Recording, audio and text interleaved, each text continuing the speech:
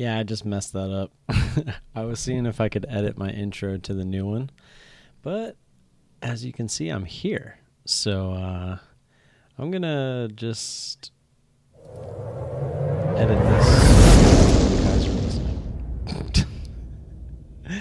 Give me one sec. This is definitely something I should have done beforehand. My apologies. I'm just not even... Oh, you know why? I think I found it. I sure did. One second. Boom. There it is. Welcome, traders. Hopefully I didn't lose any of you based off of my really bad intro that wasn't even supposed to happen for another minute. And I actually had something else planned, so you can probably hear me scrolling. Let me find it real quick. It was going to be such an awesome intro, too. I screwed it all up. Getting close. Here we go. All right, traders. So tonight we are going to go over the week in pass from July 22nd to today, July 26th. And we're just going to go over kind of some of the top tickers that went, as well as the trades that we made. And if you have any questions along the way, feel free to ask those because I will do my best to answer those. So let's get to it.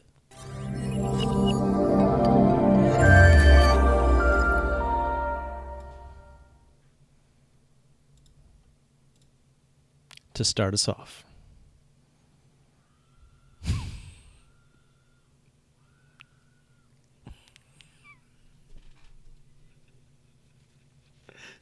one more time. Okay, two more times. At least the other girl hit her stop loss, right? She's just like, nope. Blow my account.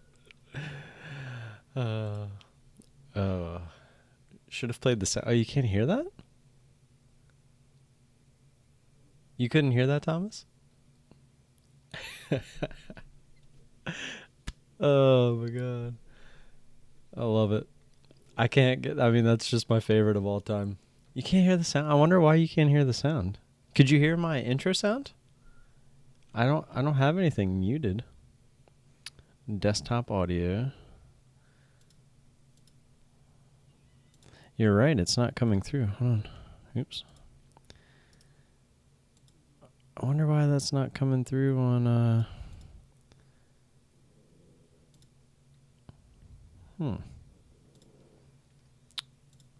default. Let's see it. Let's see if that works. There we go. Can you hear it now?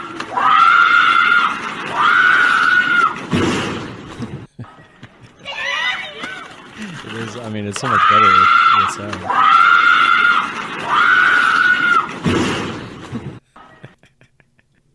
Could you hear it that time? Yeah, I mean, I'm not sure why you wouldn't have been able to hear it before, but yeah, I changed it to my headphones. Maybe I had it set to my TV. I'm not exactly sure. But a little loud there. All right, so let me know how you guys did this week. Did you end up green? Did you end up red? Did you end up maybe around the gray area, I like to call it, which is around break even? Did you not trade at all? Did you overtrade? Let me know how you guys did as we're kind of going through this. As you can see, I pulled up XBIO. It was just the first. I went back, and all I'm doing, guys, is I'm looking at the Intensity Stock Watch. Just go to their main page, which I'll just take you to the home real quick. And all you do is just go up here to Overview and hit Top I3 Alerts. And we list, and I actually started doing a video, which I'll do tomorrow. I've been making a video for the week of trading for the top 10 alerts. And I did my first one this past week for Brian over at Intensity Stock Watch. And basically, I just kind of go through these lists and I find what were the top alerts. Sometimes it's some that I traded. Sometimes, it's ones that either I didn't have shares available or I just didn't like the setup as much. But kind of just using this as a guideline to pull up some of the stocks that we'll be looking at today. So XBIO was the big one back here on this day. So if we scroll in, I usually like to see, yeah, that'll work. But a lot of the action on XBIO, I do remember this was in pre-market, and she actually tried right at the bell. I believe, was this the 9:30 candle? Nope, it was this one. So right out of the gate, she tried to push. She got over that pre-market high, and I'm going to kind of go ahead and draw some lines tonight. I kind of miss drawing lines, but as you can see, right at the bell, she got right up to the pre-market high, and she decided to go right over it. She went up to that whole dollar area, and boy, did she get rejected. I mean, this thing just went from $6 pretty much straight down to $4. So that's 33% right there, gone, just like instantly. Pretty crazy. And awesome green. Love to see green, guys. If you ended up green on the week, let me know. I love to see that. Let's actually, before we get into some more of these, let's go over. I've actually been looking to switch to a different journal. I've been looking for one that maybe has a little more features, a little bit more feature rich, but I don't want to jinx myself, guys, but we're on a little bit of a winning streak. All green. Look at this. Pretty nuts. I think if we look, I don't know if we can count the amount that we're at right now. I mean, maybe we could as a current streak. You know, the best winning streak was 28. I don't think it has current streak. But let's just do this past week.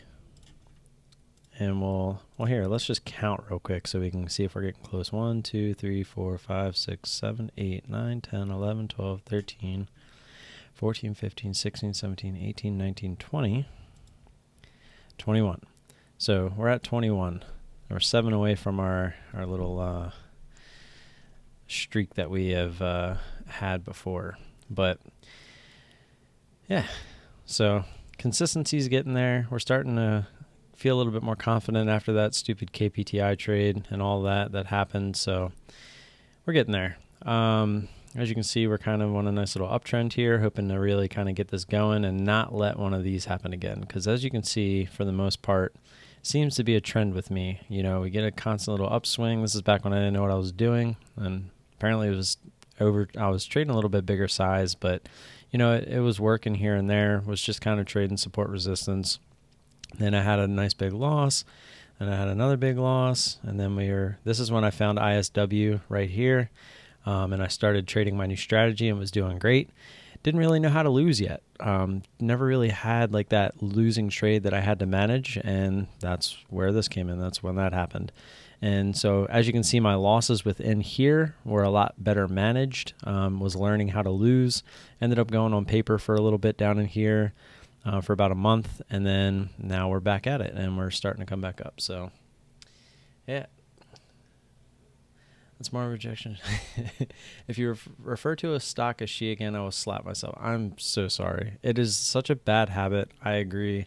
I will start calling them its, if that makes you feel better, or just tickers. I usually call them tickers. Yeah, I mean, most people say it that way, and I don't mean to do it. I think it was just watching other people say it so much that it just kind of became the terminology that I used. So, sorry. And if it slips out, I'm sorry. But, okay, let's go to this week. So, 07/22/2019. Oop. All right. That is not... Oh, because I didn't hit custom. There we go. All right, so this is my week. I had 1, 2, 3, 4, 5, 6 trades. WDC. Let's take a look at this one.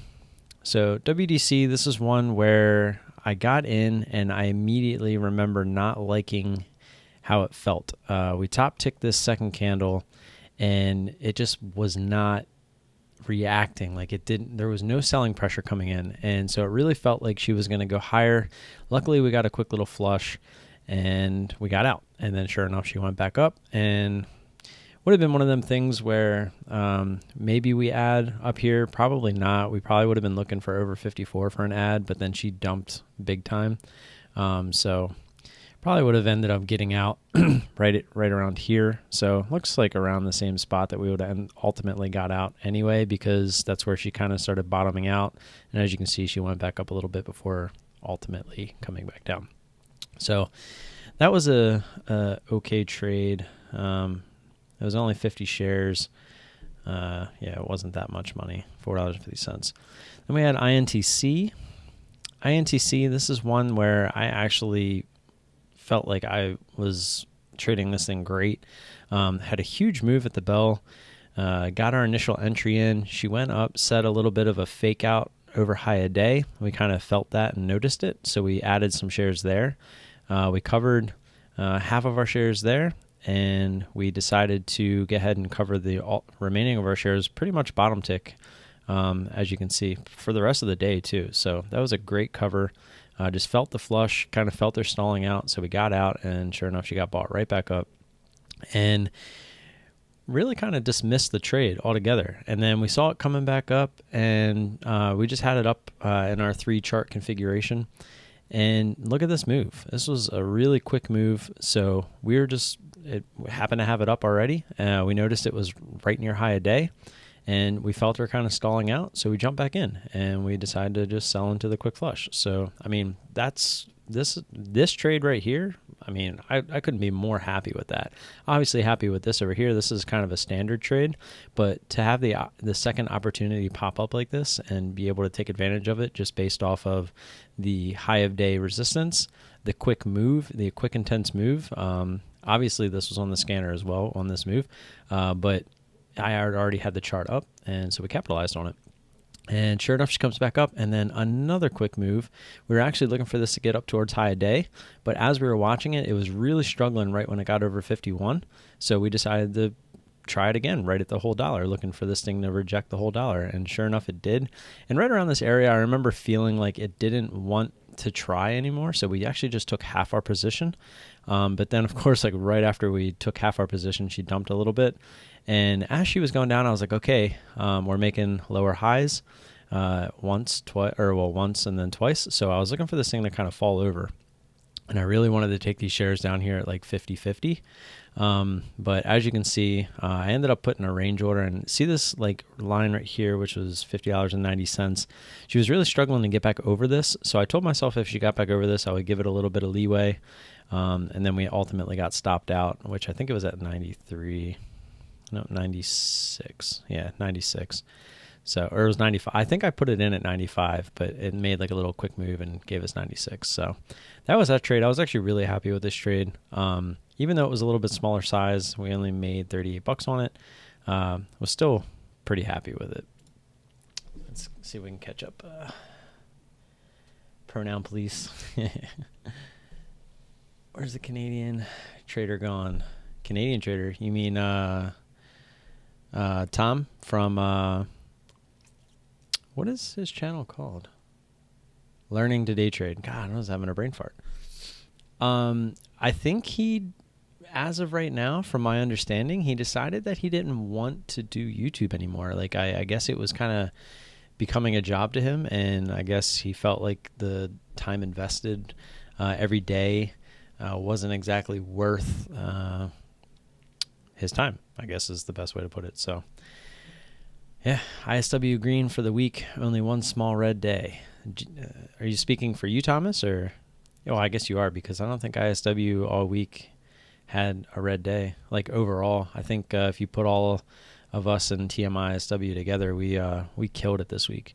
There's a lot of people saying the market was kind of slow, and Thursday, for me, I couldn't find any trades, but by all means, that does not mean that there was not trades, because Team ISW absolutely killed it that day. I was the only one, I think, that didn't trade that day. But I think when I showed you guys in the video, there was really only like 2 trades that I was even interested in. But not everyone has the same edge. My edge is not Thomas's edge. My edge is not Brian's edge, DDT's edge, Kevin Avery's edge. Like, we all have a different edge that we're looking for when we pull up a chart. And that's the awesome thing about these scanners, is that's their job, to get you to pull the chart up. So, for instance, let me just show you. I think this one was hiding back here. I think this is the min one. So when, say, CEI is going crazy, and this thing gets up at like 25 on, the i3, and it's flashing at you, beeping at you, saying, that's basically saying, hey, I'm making a huge move. And the difference between these scanners and trade ideas is it could be like just it thinks it's starting a move. So like, some other people that use like the high of day momentum scanner or just the momentum scanner in general, they're alerting pretty much everything, because I use trade ideas in the past. So I know that sometimes you'll pull up a chart and there's like no volume, and you look at days before and it's like just some random stock. So if you were to get caught in that stock overnight for whatever reason, like that stock does not normally trade at all. So it's like a random. Well, that's the beauty of ISW, is it doesn't even consider those stocks. Like it only gives you stocks that it knows they are going to have liquidity. They know that it's only going to alert you when the move is happening. Where with trade ideas, sometimes you get like all these false alerts and stuff like that. But yeah, how many people are on the ISW team? Me, GDT, Kevin Avery, Thomas is in there, and then we have 1, 2, 3. I want to say 3 others. We're a very small team. It's invite only. Oh, and Brian, obviously. Brian is the one that made the scanners. He's the one that kind of runs everything. He is the best trader I've ever seen. He's easy to say, my mentor at this point. I aim to be Brian as a trader one day, and as a person. I mean, he is a great person. But yeah, so enough about the scanners, and I'm not really trying to like push them on you guys, but when I'm pushing something on you guys, it's because I believe in it. So I just want you guys to know that, and you guys should know that by now if you know me. So let's take a look at AN. AN was on the 23rd, so this was on Tuesday. Looks like it turned out to be a good trade. I missed the second pop, wanted that 47 pop, and it would have been a great trade. Happy with the trade overall. All right, so let's take a look at it. Let's take a look at the first picture, because this was a closer look. Okay. So yeah, it looks like this was a lighter volume trade. And we got in, we top ticked it for the most part. And she came down. Was probably just noticing that VWAP was kind of coming up, a little bit of a slower mover. So I just kind of took what it gave me. Did I take 100 shares there? Yeah, so I took 100 shares. I remember this one because I had my order in at like 45.90 something, and I didn't get hit, so I ended up taking it on the ask at 46.03. And I remember just being happy. It was 100 shares. I didn't want it to like get spready and pop up against me. And as you guys can see, she did end up popping up, going high a day, but then she ended up dying off, and then she kind of slowly gained for the rest of the day. So essentially, I was right. If I didn't cover here, could have looked to add into the fake out over 47, and it would have been a great trade. So I guess just by getting, my thought process that when I was entering into my journal is that because I got out and not like covering half or whatever, I didn't give myself a chance to add into my position here. But obviously would have worked out, like I said, but she ultimately ended up going higher. So just to give you guys a little bit of insight too with the strategy itself. So when it did this here, if I were to take my starter position here and say I was looking for this thing to get down there towards VWAP and it never got there. So say she pops up, goes high a day, and I look to add, right? So if I add and she comes down and say she starts consolidating like right up in here around like 46.50, and she decides to consolidate and then go higher again. Well, the first time to me, this is okay. But that second time when she sets that new high, if she's going to consolidate and then try to go high a day again, that's when you cut. That's where the risk management is. And that's what I really learned on my month off, is how to really lose. So that's a small loser. And in the past, I would just keep letting it go high a day, and I would look to add at high a day. And then I would try to recycle my shares. Like I would add, try to cover like 10 cents lower, and then let it go high a day again, try to add, and then cover 10 cents lower. So I'm basically trying to get my average higher and higher. But if she just climbs all day, like, what was it, AC, AV, I can't remember the ticker. I could probably go look it up. But that's all it did. And I was fighting it all day, and I ended up taking a big loss on it. And then, of course, right after I got out, she decided to, sell off the rest of the day. So it's just one of them things where if I would have made the right move in the beginning, I would have never been in that situation. I changed my settings in the scanner, and it threw me off. How did you change your settings? Like for me, just to show you, let me pull up the other one. What I do most of the time, so this one is my under $20 scan, and then this one's my over $20 scan. What I'll do during the day is, most of the time, is I'll set the minimum on the lower one to 10. So basically it clears out all these like stragglers that are just kind of debating on whether they want to become a move or not. And on this one, I'll set it to 5. And then I always set the higher one. This is the $20 plus one.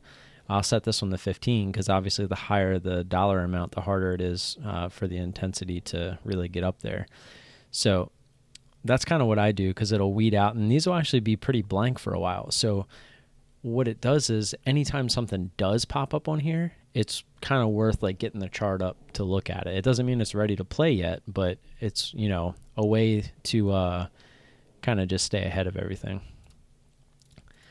So let's finish up my trades for the week real quick, and then we'll go answer any questions or whatever.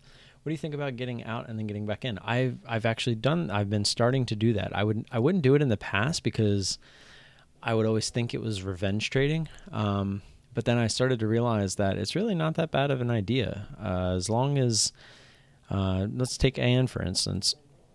Like, say you got out, like say you never got out here and you decided to cover as it went high of day, and then you realized that it was a bit of a fake out. There's nothing wrong with getting back in there.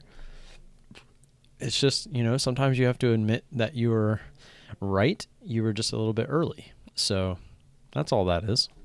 And then sometimes you're going to get back in, and then she's going to consolidate and go high a day again. You're going to stop out again. But guess what? You're taking small losses, and that's the key. So you were wrong, yes, but you're taking small losses. That's the key to the game. Preserving your capital. Like if I can keep getting these 50, 30, 30, 30, 13, if I can keep getting these and adding those up, if I just take a $50, $100 loss here and there, so what? Like if I'm 90% and I'm averaging 30 or like, we'll just say 40, say I'm averaging 40. So 9, 14 or 9, 18, 27, so $360. And then every once in a while I lose $50 to $100. So if I just keep doing that, I mean, this is just going to keep going up. You're going to just see like little notches down. Like, obviously I don't have a really good example here, but like as it's going up, you're just going to see like a little notch and then boom, back up, and then little notch and then boom, back up. So that's really what it comes down to. So TER, don't have the chart on this one. That's weird. I know I saved it. Let's do something a little unconventional that I don't usually do. Let's go to my channel and let's just go to the trade. What's up, traders? Obviously get rid of the sound. Let's see, where's TER? Okay, so we're already in it. So the first part of the trade, I absolutely nailed this thing. So we got in right off the bell because this was one of them ones where we were looking for it to kind of just dump off. So when it didn't dump off and it gave us that little bit of a pop at the bell into all this resistance from after hours and pre-market, the overall trend of it was coming down. So when we got that little bit of a pop, we're just trying to feel the top and get in for a nice little, comeback or flush, whatever you want to call it. And so we ended up getting our fill here for half our shares. And then when it popped back up, we decided to add some shares back in for the old like sloppy seconds as it was making a lower high. And as we continue, let's see if we can do it this way. So that's what happened. I forgot. We took 50 shares here. We took half our position, and this is when my son was acting up. I went to go put him down for a nap. So I set my cover order instead of a range order. And he was crying, and I just wanted to go lay him down. And when I came back, I literally sat down as this bar was squeezing, and I was like, crap. So I was looking for this to be sloppy seconds, so I added back my 25 shares, putting us at 50. And then when she kept going, I was like, okay, we'll look for a double top scenario. So I added 50 more to give me 100 shares.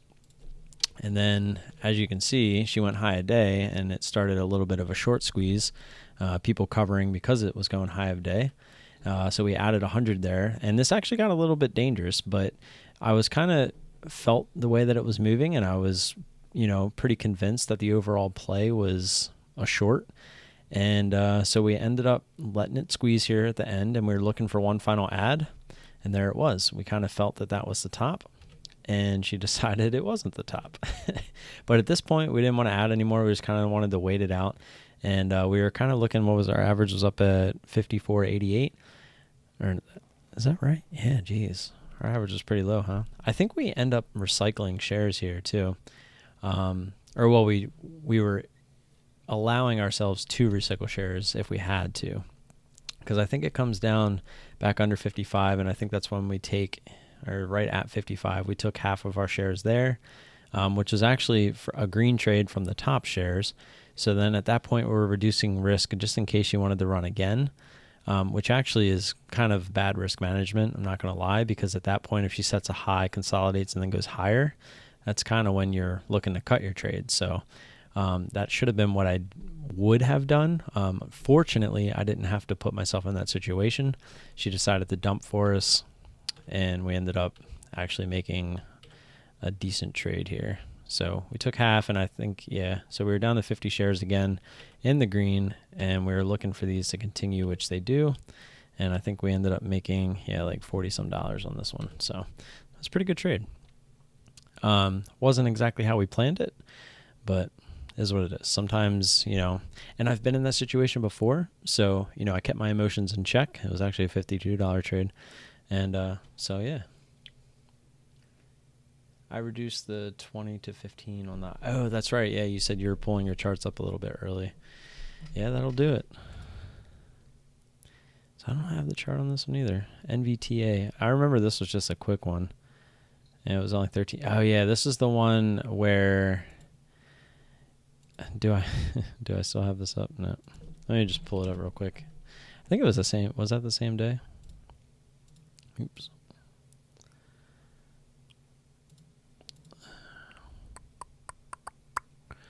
Yep. Yeah, I remember that was like right after. Yeah, we got short. We tried to get our ad up there, and she never got up there, and then she just kind of dumped off real quick, and then we just took it because it felt like she was kind of stalling out there. Yep, right there. So, yeah, nothing special about that one, though. It was just a get in, get out on the intense move.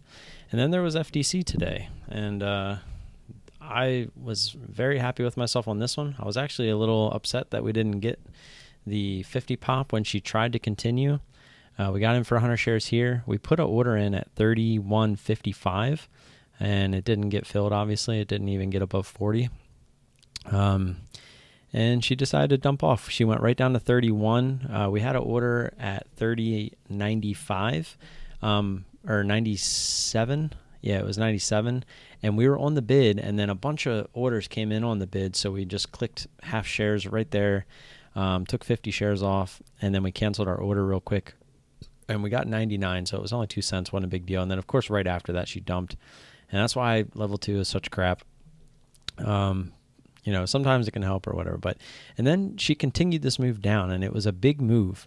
As you can see, like we had a big move up, and usually when you get an intense move, it's going to reverse and go the other way, looking for a pullback, whether it's up or down. And so we were getting that pullback, and this thing just kept going down.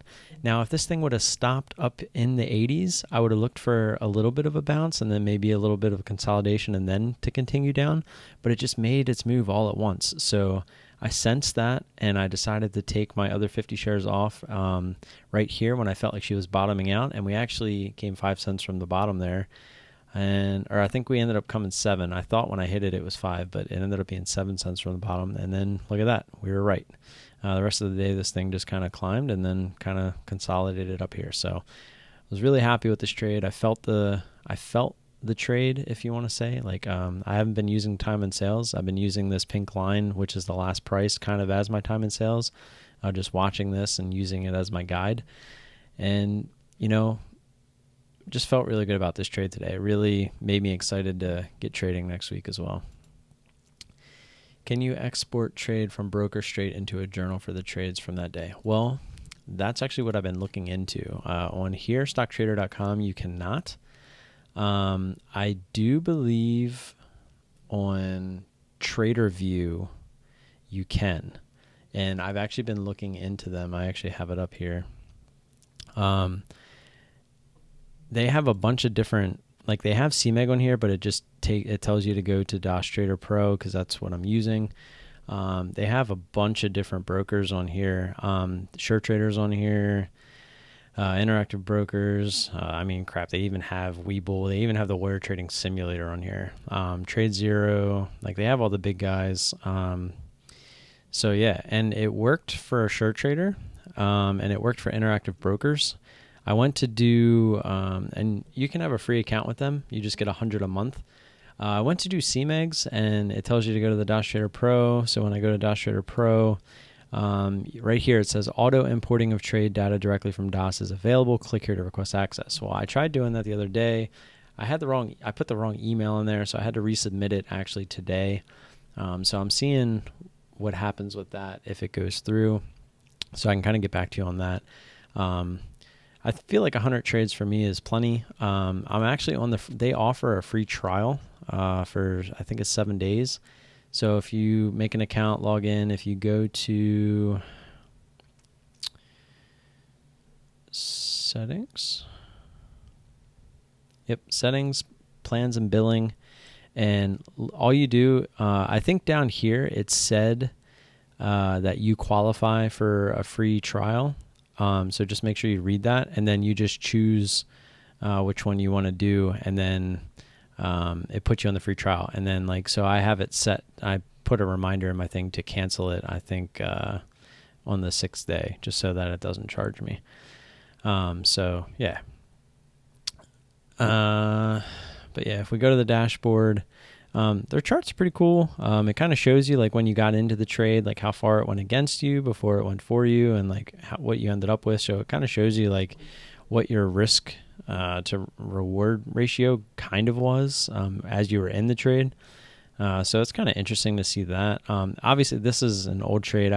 These are all my old Sure Trader trades and stuff like that. If we go to like the reports view, I have it on calendar right now. But you can see April was a month of green, which is really cool. March was a month of green minus 1 day. And I do remember these were months when I was really kind of like skeptical, and I didn't take a lot of trades. That was one of my big problems when I first started out. So that's the detailed. Still learning. Like I've just been messing around with it. Like here, let's see if we can. That's the calendar. We do okay. So here's the recent.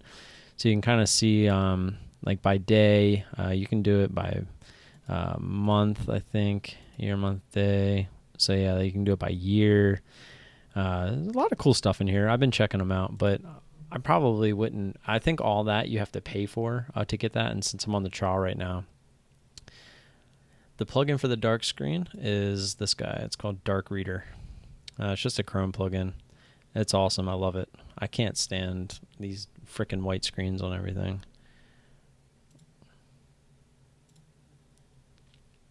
Like just to show you, like if I just hit it on here, it's like, I feel like I'm a vampire. Yep, no problem. Hey man, nice you're using TradeView. It is pretty cool. Yeah, I'm attempting to like it. The only thing I'm not going to like is if I have to input all my stuff from CMEG manually, because I've done that once. Like when I started this stock trader journal, I had to input all my trades manually, and that took a couple days, a few hours each day to kind of knock them all out. So yeah, that wasn't too great of a time, but I knew I wanted to get it done, and so I got it done. All right, let's go to another stock. Let's see, LMFA was another one back on the 22nd. Yeah, look at this thing. This thing was big move up right at the bell. Kind of, I guess, penny stock if you want to call it. These are low floats. And, man, look at this thing. Big, intense move up. Big, intense move back down. Just a pump and dump. I think everybody knew what that was. Let's look at the other side. We got something like NTech here. This is pre-market. This is obviously an offering or something of some sort. Let's see, TDO. Just kind of rolling through these, looking for the good ones. That's it. That's the one thing is you'll get alerted with an intense move, just one intense move, and then like the max gain. It'll tell you like what the max gain was from that point. So sometimes, it's not exact like what you would think. The scanner live is a lot better than the after effect because sometimes the max gain is just, you probably wouldn't have caught that part of the move and you're probably not going to catch the max, of the move. So it's like one of those things. But I mean, this one was actually pretty crazy. GHSI, I remember this. We got that pop over too, and I remember that I pulled it up on this candle because I remember seeing this thing curl up, and she got rejected, and then boom. I mean, she just shot through this, went straight to $2, and then shot straight up over $2, and then pulled all the way back down, and then right back up. I mean, that thing was just crazy, absolutely crazy. Not sure what this line is down here or why it's down there. Why do you focus so much on the micro math principles of stocks rather than learning the macro picture and predicting stock booms? Well, are you talking from like a swing trading perspective, or are you just talking about...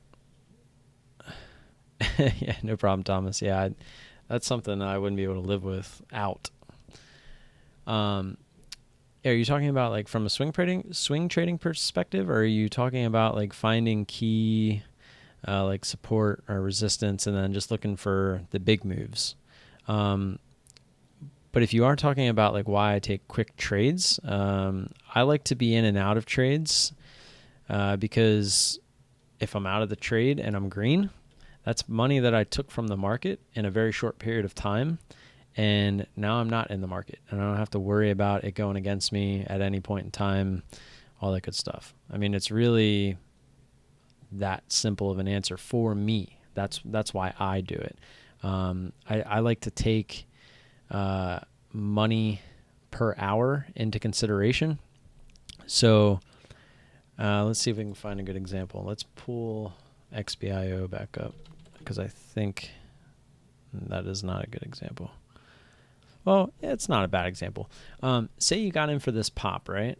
Right at $6. Say you nailed the top of this thing, and she dumps all the way to here, and you got out at, or say I got out at 375. Amazing trade, right? Well, say you're looking for this bigger move down towards 350. Well, look how long you had. I got out here at 375 in 10, 15 minutes, where for an extra 20 cents, obviously share size would probably matter here, but for an extra 20 cents, look how long you had to wait to get down there to that 350 area. And who's to guarantee that this thing doesn't, build support here and decide to go back up, right? So then you end up getting a worse fill than I did 1, 2, 3, 4, 5 hours later. So to me, that's really the simple answer is money, dollars per hour. Capital gains tax don't mean anything to you. I mean, I don't understand where you're coming from with that. I've actually been looking a lot into taxes recently. And pretty sure that I don't want to say the wrong thing. Hold on. Especially when it comes to taxes. I am not a tax professional, blah, blah, blah, blah, blah, all that disclosure stuff. But I will tell you that I have been looking into this. Thomas can attest. I went asking everybody questions. Excuse me.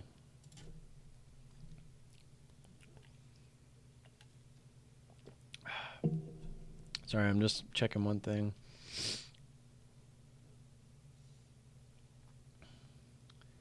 So you're saying short-term capital gains is max 39.2%.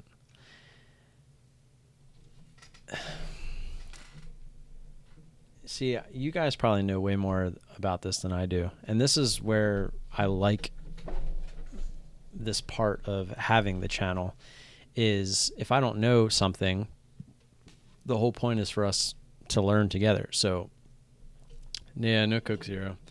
The only reason I grabbed this is because I want to make sure I go to sleep right after this is over. Coke Zero, I drank a little too many of those today. I drank 3 of them. But yeah, as far as the taxes go, you guys probably know much more about that than me. I've started looking into it now to prepare myself for this upcoming tax season. But as far as what I know is just trading under your name, and as long as you're not a loser over $3,000 on the year, then it's really not a big deal. Like, you're still going to be able, I know that you fall into certain tax brackets, but the amount of money that me and my wife would end up making, I think we would end up in the 24% tax bracket. Whereas if like you do all the special stuff, like mark to market or tax trader status, it would put you at like 22% or something. But the big thing is, I know that you can still claim like most of your stuff that you use for trading, et cetera, et cetera, et cetera, even without TTS or mark to market. Let's see. Stocks are designed to profit a person that has long-term investments. A short stock, penny stocks, is a ruse for the most part because they tax the hell out of you. So I feel like that's not true. I mean, again, you probably know better than me. Capital gains are taxed at a rate separate from income. But I thought that trading is not considered capital gains.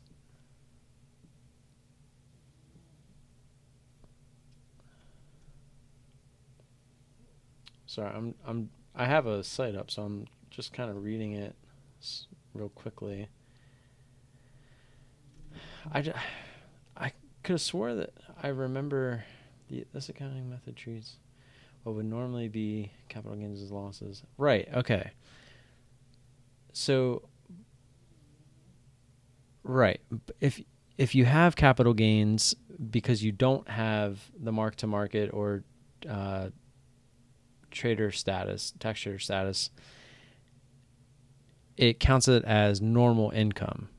Right. Okay, that makes sense. But I'm pretty sure they don't tax you any more on top of what you would normally pay on that money. So like, it's basically like having a job, earning the money, and getting taxed on it within your tax bracket, from my understanding on the capital gains. But if you do have mark to market or tax trader status, which to me I'm pretty sure they're the same thing, they become ordinary gains and losses, and those are not taxed under that circumstance.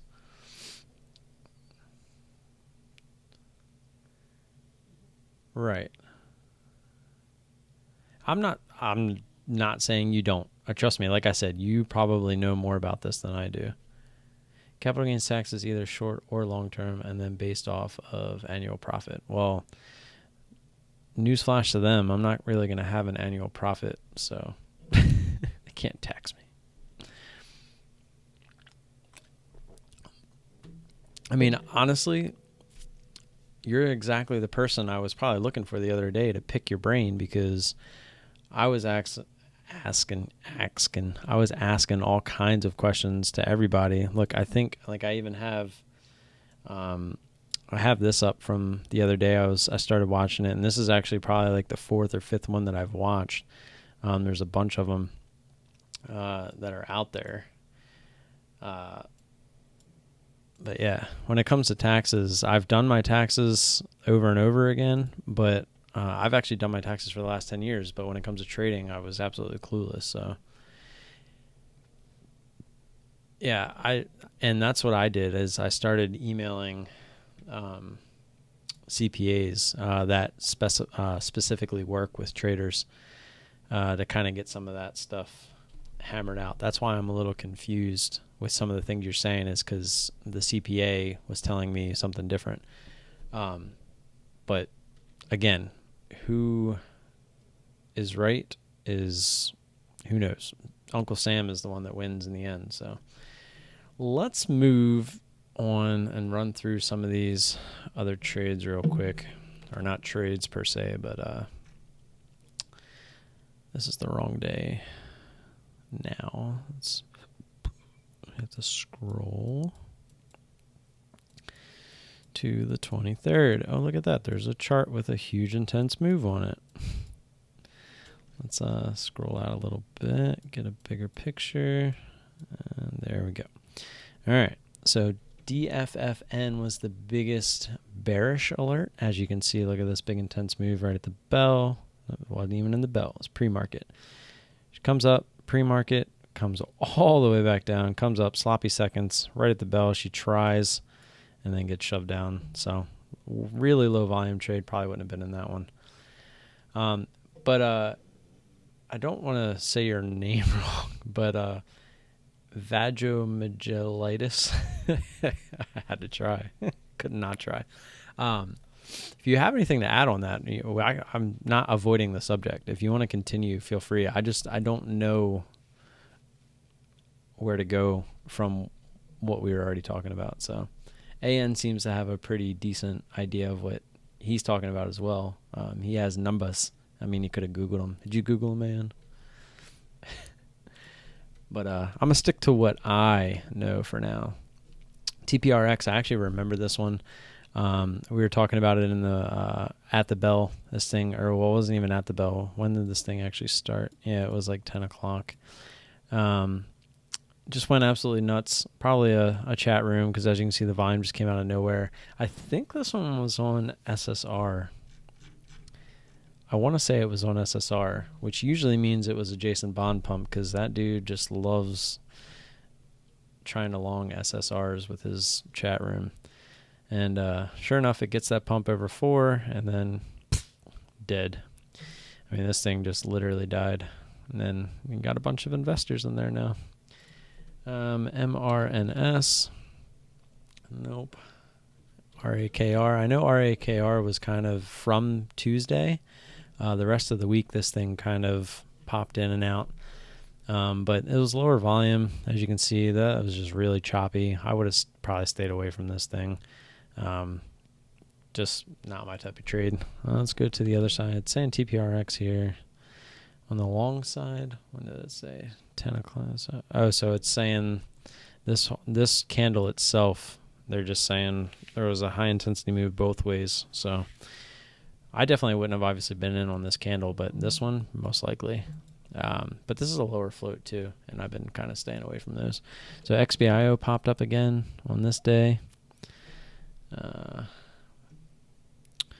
I'm assuming right here, right at the bell, because this thing really dumped off and it had a big move down, and then she came back up. So that was a pretty good dip buy on the intense move down. VISL. Alrighty. Pre-market craziness. And then she kind of did a little bit of almost like a double top, but the range on this thing was really bad. RAKR came up here. That was that same move. Let me make sure. Let's see, it was 1016. Yep. That's the alert right there at 333. Yep, 333.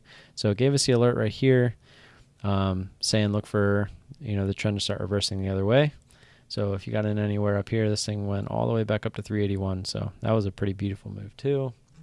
Let's go on to the next day. Just want to roll through these. I didn't realize we went through that much time already. DMPI. So this was a nice move right off the bell. Not right off the bell, but pretty close, about 15 minutes in. Made a big move up. You could have been smashing this thing. Got all the way up to 243.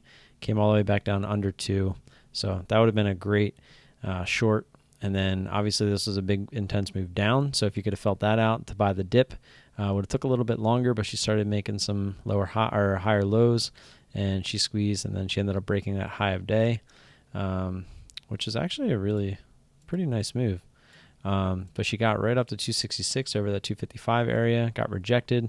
That would have definitely been a good spot to short, and then you would have looked for it to come down and test this level. I'm such a preacher of this that when you get a breakthrough like this, I would almost say 90% of the time it's going to come down and test that previous resistance and try to use it as support if she wants to continue. And if she doesn't want to continue, most of the time with these pumps, she's just going to do exactly what she did. So anytime you see these moves where it continues, and I think today, what was that one at the end of today? I'm going to, Thomas, do you remember? I can probably check the room because I know we were talking about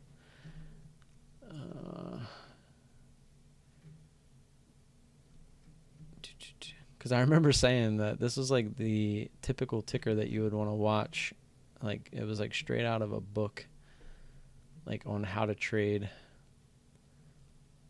Let's see this. Oh, here it is. OBLN. Yeah, that was it. OBLN. You were close. There's a B in it. Let's scroll all the way over. So this thing made a move at lunchtime, and I'm going to draw you some lines. And this thing, one of the setups I used to trade when I was playing support resistance is when it would come up, make a high, come down, and she would come up and form like this consolidation area. And it would almost always do something like this, where you'd have a clear resistance that wasn't high of day. And then she would come consolidate some more. Sometimes she would drop down, maybe just make like a higher low to kind of give you confirmation, which she kind of did right here. But then she would start to curl up. And once she breaks this level, there are so many people that put their stop losses right above this level because they're like, well, if this breaks this level, it's probably going to continue, right? Well, accompanied with all the people thinking that who are buying here and all the people that have their stop losses set here, it almost always gets above this and goes to at least high of day. It's like you see it all the time. And I don't know. I even told Thomas, I was like, I don't know why I don't play these. I see them all the time. And I need to start playing these because the odds are all you do is you just risk off of this area not holding, which was 670 on this one. So if she comes up, comes back down, tests this area and decides to break under, you stop out. It wasn't that big of a deal. But if she squeezes from like if you were in around 670, she goes all the way up to high of day, which was 724, and she went right through it. Okay, and look at the volume. The volume that came in was high. It was the highest volume it had seen since it went high of day at lunchtime. And so when you see that volume come in like that, the odds are when she comes up, she's going to try to use this as resistance. So when she went through, she came down. She actually gave us a little bit of a false down move, but she got bought right back up. The candle actually closed above that line, and she used it as support. And so she continued higher. Again, comes back down, tests that line, comes up and goes even higher, comes back down. Now it's using that line of support all the way across and does it again. It makes a little bit of a higher low. And now look what we got. Now we got a little bit of a descending triangle forming. So obviously it didn't squeeze all the way to the end. She decided to just dump all at once because this was end of day. People were like, I am not holding this low float thing that is whippy as crap over the weekend. So what do you get? You get a big sell-off. Yeah. All right, let me catch up. Google Investopedia Capital Gains Tax 101. I will, because actually I'm going to do it right now. Investopedia. Capital gains tax 101. All right. I got that up for later. Well, tomorrow. So yeah, this was literally exactly what I was just telling you guys about. This is the setup that I used to trade, and this was, well, not the setup, but like one of the setups that I would look for. Looking for this thing to start curling, break that resistance, like the mid resistance, and then when you look left, there's nothing there until high of day. So the odds are this thing's going to do exactly what it did. And when you see this much volume, especially when she goes through high of day, I actually would have thought this wouldn't have held just because of how quick the move was. Because usually you'll see this thing kind of go like this, and then finally when it gets to high of day, she'll either double top or you'll get the volume to come in and she'll go through. But this thing happened so quick, and I guess people were just FOMOing into the weekend, and they're like, no, we're going to run this thing. So that's what happened. But yeah, this was, I mean, look at this chart. It's everything you look for. Got resistance, comes down, and you have this resistance as well that she started, and then you break through that resistance, go right up to your other resistance, comes through, uses as support, starts forming a little bit, making higher or lower highs, starts forming a little bit of a descending triangle, and then boom, descending triangle into the close. So yeah. If you have any questions about minimizing capital gains tax, you can reinvest the profit with shields, which shields it from tax. Yeah, I feel like you're talking more of like long-term investing, which I don't do. You don't see me hold things overnight. I think the last stock I held overnight was OCX, and that's just because I kind of screwed myself with that trade. Yeah, which I don't really want to talk about it. BYND, that's downtrend break. Guy short hit the reverse button. This BYND stock, let's look at the daily. I am so confused with this thing. Like, this thing opened, I guess this is where it opened. It opened at $46, and it's went all the way up to $240. Like, what? That's 6x your money. Like, what? Like, I just don't get it. Short-term stocks have a very high tax rate. Then you got to pay the trader. I'm not saying stop, but I just feel like you're confusing me because I feel like I've never heard this stuff before. So I'm definitely going to have to dive more into it after hearing some of the stuff you're saying, because I feel like hearing there's a higher tax rate and all that good stuff, like I feel like that's not, yeah, like that's kind of what I was thinking, and like I know that it's not the best, but I didn't think it was like that bad. What were you saying about that's downtrend break? Are you talking like just intraday, or are you talking like weekly?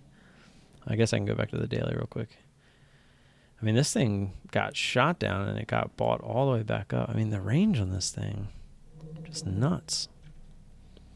Look at that move down. Holy crap. I mean, look at this uptrend. Let's see. I got that drawn. Oops.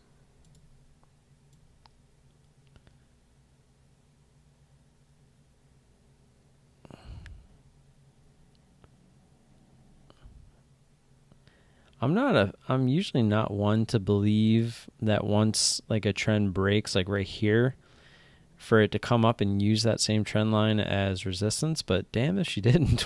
She did it twice. It's pretty crazy. The movement on this thing is just nuts. And look at it. What was this? At the bell, she just dumped from, let's say, 239. We'll go on this candle. Oh, Jesus, all the way to 223. And then she had the bounce. I mean, again, these are the types of moves you look for, just not on $230 stocks. With these big, intense moves down, I mean, it's no different on these stocks. I mean, when you get this move, you're looking to buy these dips, looking for these pops. I mean, And then when you get these big intense moves up, you're looking for it to reverse and have these big moves down. I mean, look at this. It's twice. I mean, this is beautiful.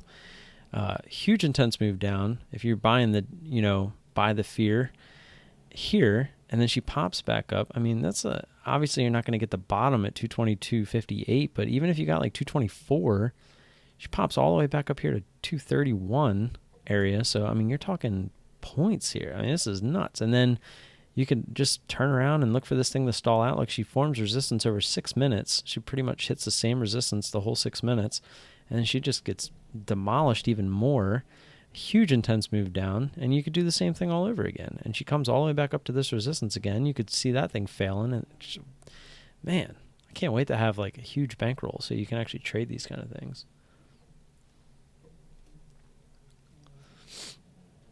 Well, and you probably actually make some money, so it's worth paying taxes quarterly. I mean, I like to consider myself kind of break even at this point.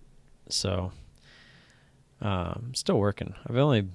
I literally started trading 11 months ago, pretty much to the day. I think it was, I can tell you the exact day. Well, yeah, August 21st was my first day trading ever. Yeah. I only like horizontal lines, not slanty. Yeah, I mean, I don't trade like this anymore. I'm just kind of going over it because I enjoy looking at charts. I do, and seeing how they react sometimes. But are you saying like too many setups like within this? Because yeah, I agree. But I mean, you're normally like when you see these kind of moves, like these, like I call them stair steppers. Like where they're not, I mean, for this stock, I mean, it was still, I mean, like, look at this one candle. And it's 2 points. That's nuts. But for the way that this thing, I mean, but look at this. I don't know if this is real, but I mean, it could be. It could have squeezed, but I doubt it. I feel like that's probably not a real candle. But this one probably is. And I mean, look at that. That's 6 points. That's just absolutely nuts. But, yeah, these big intense moves. I mean, look at this one. 230. That's 11 points in one candle. 1 2-minute candle. Just absolutely crazy. But look how intense that candle looks compared to these guys. So when you get those intense moves, and like look at these. Like these are decent sized candles, but then you get this really big one. Well, guess what? On that intense move, especially coming through VWAP like that, that's a great opportunity. That's the intense moves that you're looking for. You can. Oh, you can. Like today with FDC, I actually wanted to get back in it, but the volume kind of died off on me.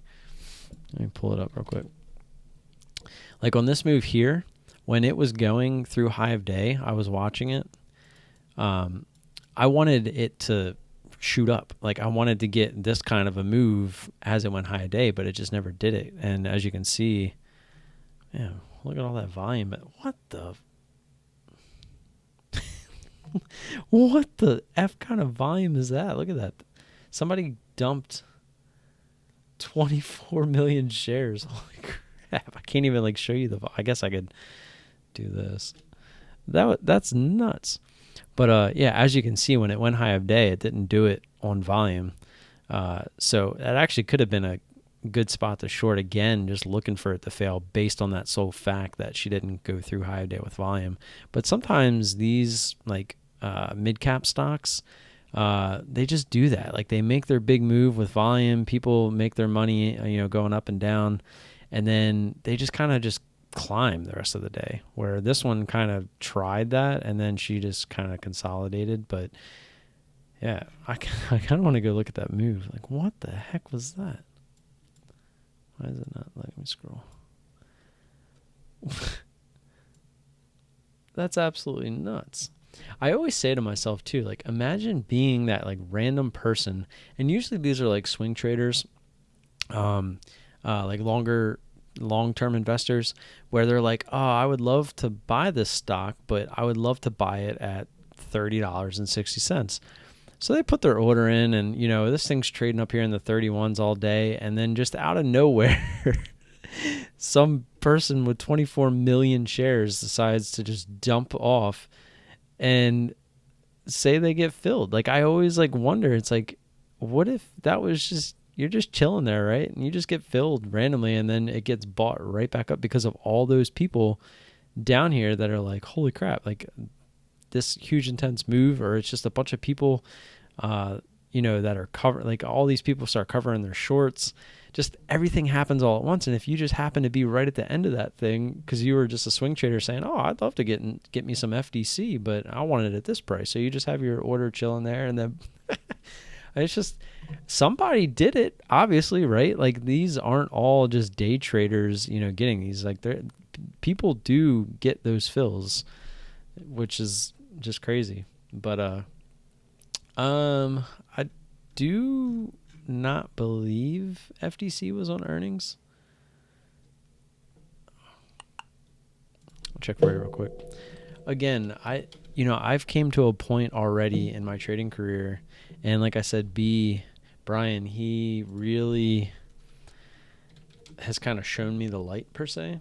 And my chart actually has one more indicator on it than he has, which is VWAP. I love looking at VWAP just for my own sake.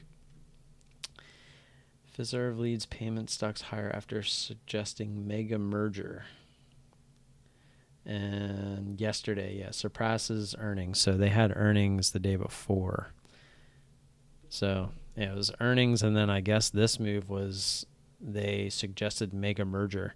And that's like a lot of these people, they trade news, they trade earnings, they trade, like, all these people have all these distractions where when I see this huge move, I could absolutely care less why it made this move.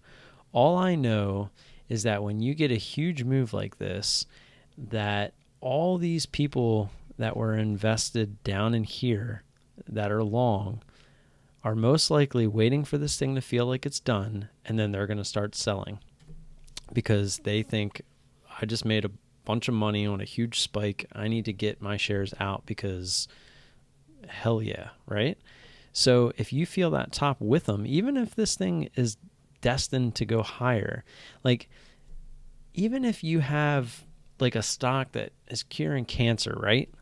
It's going to make a huge move. But at some point, people are going to start selling. And then once some people start selling, everyone's going to be like, well, other people are selling, I'm going to sell. And then that's when you get these types of moves, just people taking profit.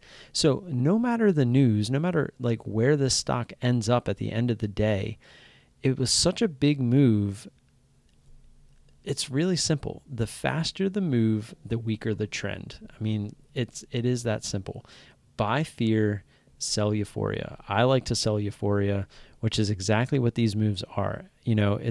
And watching earnings after hours is a huge, let's look. I just traded on paper, Facebook after hours. Was it 2 days ago? Yeah, it had to be 2 days ago because I didn't trade the day before. But I want to show you what this thing did. It's almost what you see on every earnings after hours. The good earnings. The ones that are bad earnings, usually just stay away from those. Don't try to play dip buys on those because they just don't bounce. But anytime you get a huge move up on earnings after hours, the odds are it was just FOMO, because how many people are listening to a company like Facebook and they see this thing start shooting up, everybody's just hitting that buy button. But look how many shares it took to do that. Way less than it would intraday, right? So if you can get in anywhere near that top, they almost always make a bounce back down on the price action, and they end up consolidating somewhere right in the middle of that big first candle. I don't have any more examples. Thomas said it, the rubber band effect. But pretty much with earnings, that's how that happens. But like intraday, what was the chart we were just looking at? Was it OB? Oh, no, it was FTC. So when I see a move like this, all I'm thinking is, people are FOMO, right? Not necessarily everyone's FOMO, but, momentum traders, FOMO, just whatever you want to call it. All these people, let's look at the daily too. Everybody, any swing traders, there's so many people that when you get into a move like that one, and that's probably what this is. This was probably some huge swing trader that was in somewhere down here, maybe even down here. Who knows? But they're like, okay, well, we just made a crap ton of money. I'm just going to exit my position. Don't really care what kind of fill I get up here. We just made a crap ton of money. But I look for the intraday setups, obviously. And obviously don't have 24 million shares lying around of a third. I'm just curious. We'll just do 31. That's how big their account is. Or at least that's how much they have margin for. But then again, it could be half of that if they were in down there at 15, 16 or whatever. But still, even half of that's just absolutely nuts. But yeah, I'm selling euphoria. That's what I'm looking for. When I see a move like this, I'm trading the chart. As I was saying earlier, this thing could end up at $40 later. But the fact is, it's not doing a stair-stepping pattern like this where it's just slowly going there, where there can be almost no pullbacks or just little sideways pullbacks on these, because throughout these candles, you're getting the people that are selling on these small little things. But when all you have is just everyone buying, eventually you're going to run out of people that are buying because you made such a big move and people are like, okay, this thing's getting a little crazy. I don't want to buy too high. And eventually you're going to get a drop off. And until people are ready to buy again on a pullback, that's where you're getting rid of your shares, just like I did. And I mean, to me, that's how simple it is. I'm trading the chart. I could care less about the news. I could care less about, the people pumping it.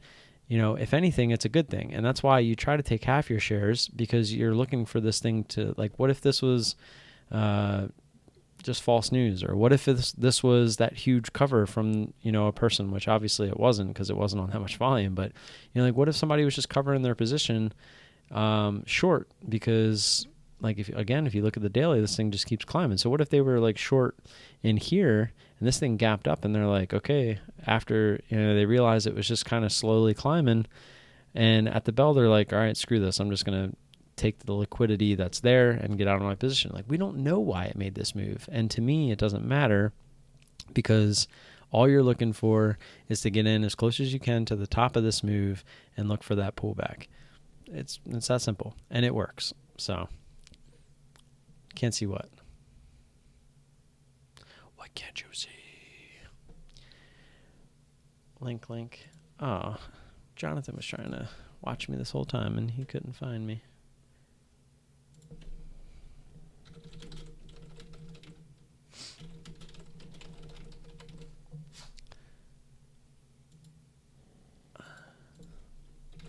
You guys have any questions besides what we've already talked about?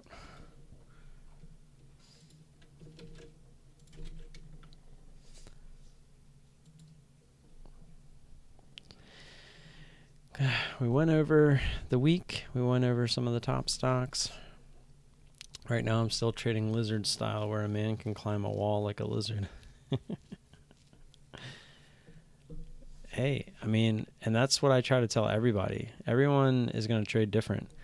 As you saw on my graph, look at these kind of jumps, but I was profitable trading the old way. And then I took this hit, which was December 7th, which was, and then I was having a lot of red trades too. Oh, well, that wasn't it either. Why did it say December 7th? Oh, okay, November 27th. That's when December 7th was the next trade. Okay. I remember this. This is when I tried to switch to Interactive Brokers and try swing trading, because I just wasn't happy with the commissions that I was paying with Shirt Trader. So I decided to, because I would force myself to trade 500 shares on Shirt Trader, and I just wasn't comfortable with the size.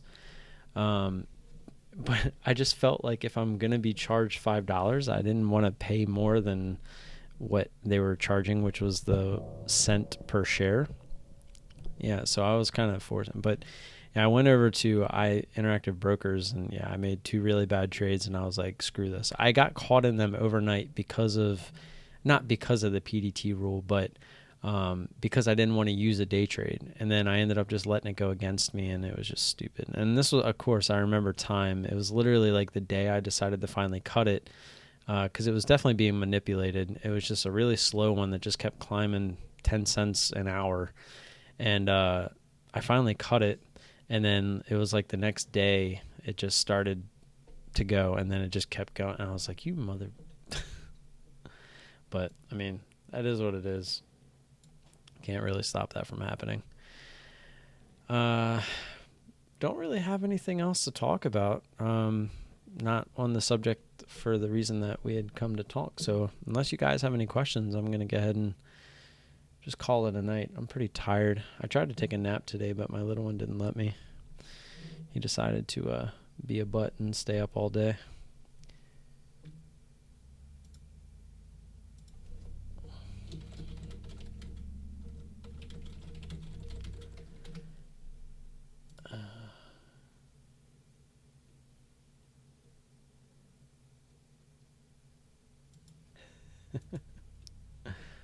I had somebody ask me, oh yeah, that's actually just now, wasn't it? What are the price of beans in China? Probably a lot cheaper than they are here. Bag holding is common with small PDT accounts. Yeah, it is. And it's so sad, because what better way for the U.S. government to say, we don't trust you to trade your money, so we're going to force you to get stuck in trades and bag hold, like you're saying. If you're in a bad trade, we're not going to let you get out of it because we're restricting you to 3 trades a week. Like, it's so stupid. I just don't understand why they do that. But if anybody is interested in the old cryptocurrency, go to, let me pull it up real quick. It's completely free. And I don't get anything from it, but come on. Oh, did I not hit enter? No, I did. There it goes. If you download their wallet, which if anybody knows anything about cryptocurrency, it has nothing to do with you don't have to pay for it or anything. You literally just download the wallet. So you would go getting started, CRCT wallets, and then after you download the wallet, you go in and get your address. So you would pull up your wallet and you get your receiving address. So you go over here to receive and get your address. Go to the CRCT faucet. So watch, I'll actually do it right now. Copy. And they actually every day you can come to this, and you can get like 1.5 to 2.25. But if you come in here and put in your circuit address and then put in, I believe it has to be, it's case sensitive. So I just want to make sure I get it right. Bear with me for 1 second. Oops. Is it in here? I think I got rid of it. Okay, I think it's just all caps. So if you put, it would be this, volatility trading. It's all one word. Did I spell it right? Yeah. It's all one word. You would just put that in there, and it'll actually give you 100 free circuit CRCT. So if you're interested in that, feel free. You could take that, and they're on the Barack exchange right now, and they're actually, looks like you can buy them for 1 Satoshi right now. And there's a little bit of a spread right now. They just went to market like the other day. So, yeah. So there's that. It's just a free 100 circuit. You never know what it could become. It could be the next Bitcoin. I'm just kidding. But yeah, just if you guys are interested in that, I figured I would just throw that in there. I'm actually going to, let's see, claim your circuit now. Let's see what I get.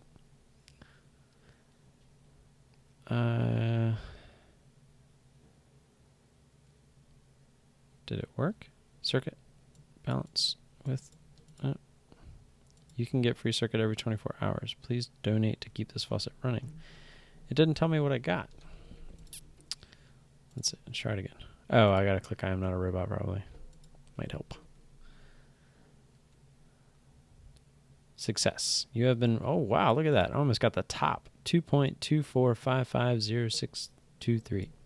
Boom. Pretty cool. It's free, right? All right. Well, you guys are getting out of here. I appreciate you guys for stopping by. Wasn't really the best of live streams. I feel like it went kind of fast, so that's good. Got some tax talk in there. Went over the trades for the week. I guess I'll just see you guys on Monday. Have a good weekend, and I will talk to you guys on Monday. Let me, I actually got to get this set up so I don't screw it up this time. But you guys can probably tell that I'm tired. If you're going out, be safe. Obviously, be safe for the rest of the weekend. And I will talk to you on Monday, one way or another.